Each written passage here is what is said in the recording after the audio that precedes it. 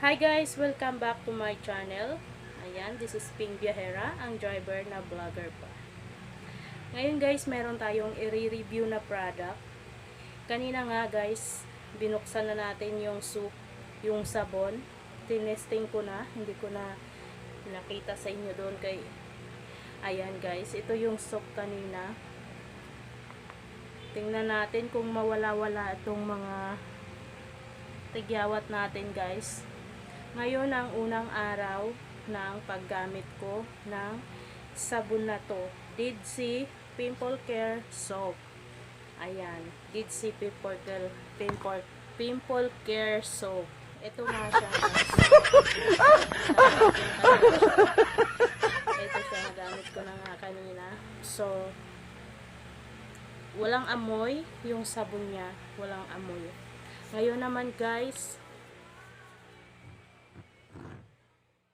today's video ay isi-share ko sa inyo guys ang sponsor ni Ping Viajera. May bagong sponsor si Ping Viajera ng sabon. Soap.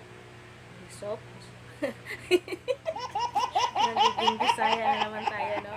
Honest review guys, first day natin ang paggamit nitong sabon na to sa mukha para sa mga tinatagyawat dyan. Katulad ko guys, hindi ako nahihiya dyan sa aking pagmumukha dahil totoo naman may pimples tayo. So, i-review natin itong sabon guys na aabot daw ng 1 taon.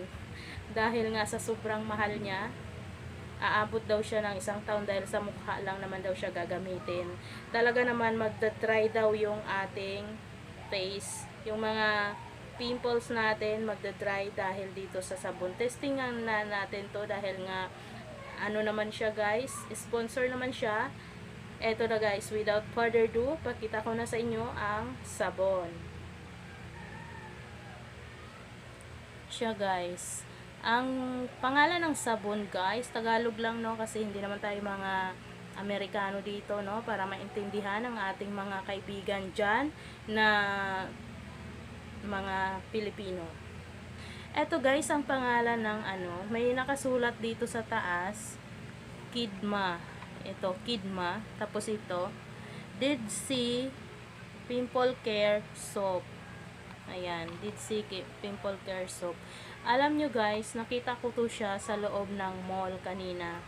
At saka, ayun, yun nga, mapalad tayo dahil sponsor ko siya. Libre siya.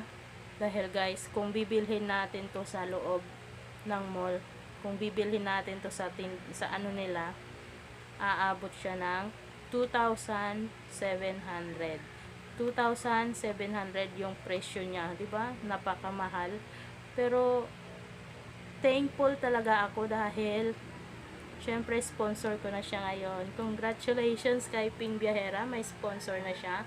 Kaya naman guys, suportahan nyo ang aking video na to. Sa mga bago dyan guys, pa-subscribe na lang and syempre mag-comment kayo kung gumamit na rin kayo nitong sabon, kung ano yung experience nyo sa sabon nito, kung ano yung na experience nyo, maganda ba o ano. So today guys, gagamitin ni Ping Viajera ang sabon na to para dito. Para sa mga pimples niya.